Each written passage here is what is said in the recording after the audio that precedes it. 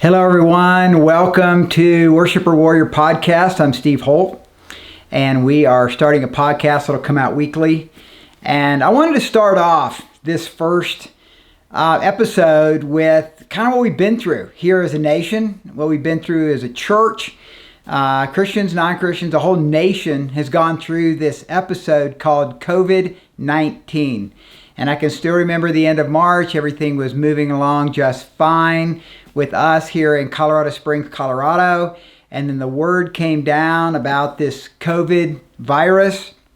And it seemed like, if you remember, back in the latter part of March, every day something was changing. New information was coming in and people were really, really fearful. And hey, my wife and I, Liz, our family, we all joined in all of the concern that was happening at that time. I can still remember going down a major road here in Colorado Springs, and the word on the street and the word on the radio was that Governor Polis was going to shut everything down that night, and we rushed to the church. I'm a pastor here in Colorado Springs, and we quickly did a broadcast for Sunday morning in our sanctuary because we didn't know if we were going to meet or not. And then in the ensuing weeks, as information came out more and more, for some, that created even more fear, and for others, maybe some concern about whether we were getting the facts straight. And Liz and I are, I'll just say right now, we look like normal, sort of middle-class people on the outside, but we're kind of hippies in the heart. And what I mean by that is we are very much into organic everything. We're definitely into naturopaths versus other means, maybe more conventional means of medicine. And we've stayed super healthy through the years. I haven't seen a doctor in at least 10 years and haven't been sick in probably the last 5 years. And Liz rarely gets sick. Our kids rarely get sick. And so that's kind of our worldview. So as this was unfolding, this CDC thing, this WHO, what they were telling us about the coronavirus, we did what we always do, and we started doing our own research. So I started reading articles and journals from reputable places, began to watch certain podcasts, also listening to mainstream media about COVID-19. We would go to the CDC website, the World Health Organization website, and we were constantly trying to gather data.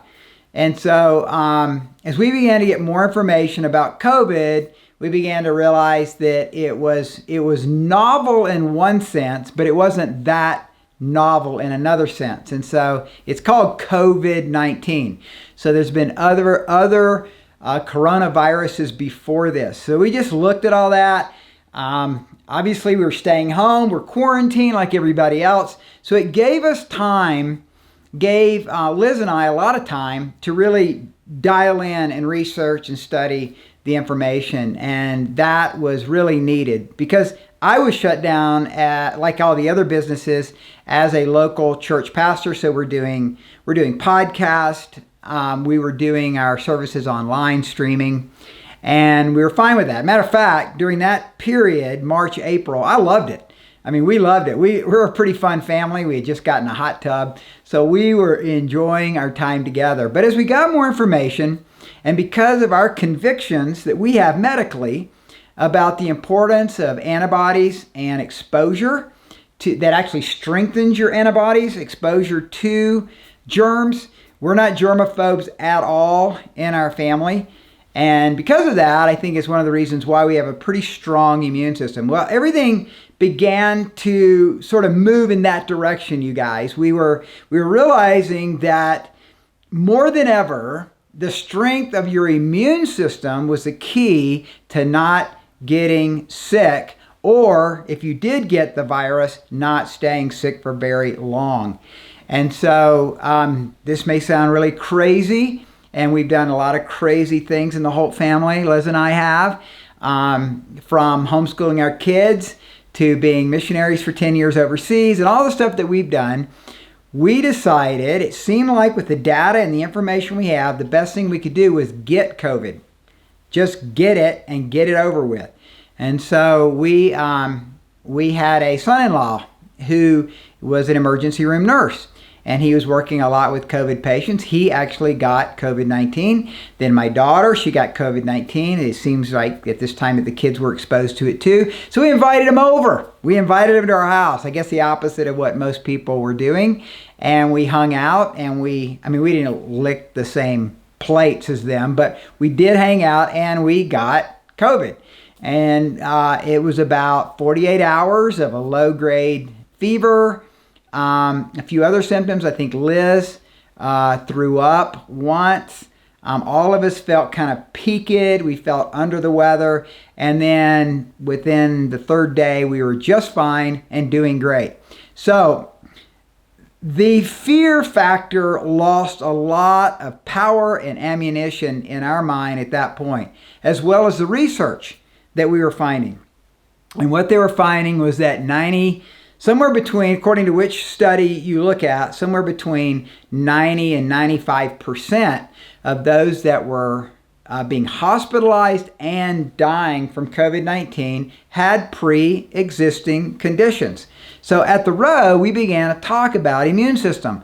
We've done now 2 upfront kind of episodes in front of the whole church where we've talked about strengthening your immune system. So we began to regularly take 3,000 to 5,000 milligrams of vitamin C. That was just a regular part of the supplements that we took. We took zinc every day.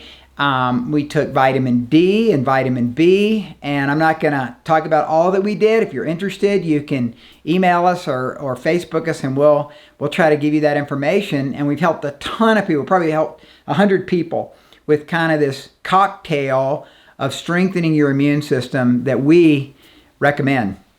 Well, by the end of April, with the information that I had and the percentages seemed to be about the same. And these percentages, men and women, have kind of remained the same. I was just doing some research today for this podcast, and across the U.S., so that's including nursing homes, that's including people with pre-existing conditions, just all of it lumped together, with about 210,000 deaths in America. It's still, your chance of dying of COVID-19 is 0.0006%, actually 65%. And here's what's amazing about that is that holds true almost anywhere in the United States. Isn't that amazing? So it's just amazing that it's held true across the country. And actually, California has been less. So it's kind of interesting. I don't know so much about the stats in New York, but I can speak to California because we have a number of friends in California. And I think it and New York are probably the most famous right now for being shut down. But those percentages hold true even in California with everything shut down. So here's what's interesting. So when you look at states that are opened up and you look at states that are shut down, that percentage is about the same. Now, I live in El Paso County, Colorado, not El Paso County, Texas, but El Paso County, Colorado. So as I began to consider opening up our church in May, which was pretty radical at the time, only about 3 churches were thinking about opening up or had opened up at that time. By the time we opened up, and then in the subsequent month, dozens of the churches in Colorado Springs opened up.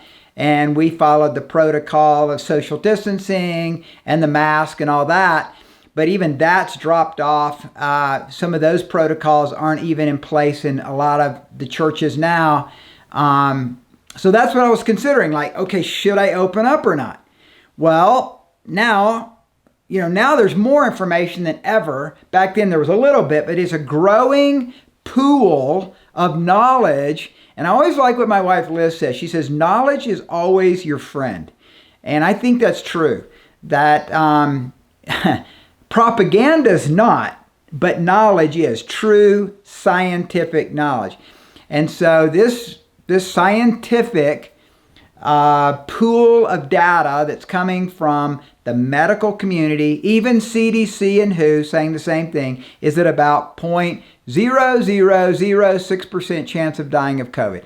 very, very few people die of COVID. I found it interesting that President Trump has had COVID-19 last week and this week, and listening to the leading doctor for the President of the United States sharing that even at 70, over 70, I think he's 74, and being overweight, maybe even being considered obese for his size and shape and age, his chance of recovery, and he was looking at the averages, was 99.4%. Now, that's incredible. So I just say, men and women, there's nothing to fear. I mean, I want to encourage you, get out into the sunshine. Get out, be with your family. There's a growing pool of data. I'm not going to read it right now, from the New England Journal of Medicine. Maybe I'll read that in a later broadcast. That there's a lot of concern about wearing masks, that actually wearing masks can be counterproductive to you getting sick. And so just encourage you, man, expose yourself. Be willing to expose yourself to things that build up your immune system. Now, here's the deal. If you're not a healthy person, and you have pulmonary compromised systems, then you do need to be super careful. But men and women, that's true in everything. So, for example, in El Paso County, Colorado, all right, we had 56 deaths from influenza flu in 2018. That's the last data I could find at the El Paso County Health Department website, was 56 deaths for flu. If you take out all the pre-existing conditions for COVID in our county in the last 8 months, we're on par for about that number. In other words, we would have about 18 deaths after 8 months, and conservatively, maybe we'll hit 30. So that's actually less than influenza flu for our county. So what is going on? I mean, that's the question. What in the world is going on? Well, I'm from Georgia. I'm not real smart, but I figured out a few things. Number one, it is an election year. Hello? It's an election year. And until March, America had the most thriving, robust, powerful economy in the world, and possibly the greatest growing economy that the United States of America has ever known. Unemployment was at an all-time low for white people, for Hispanic people, for African American people. I mean, you name any category, we were booming. President Trump and his economy had made it very, very difficult for you to be unemployed. And I don't know if this was a secret plan by the left, to throw upon our economy, to ruin our economy. I have no idea. I'm not saying that. I am saying, though, that there was a growing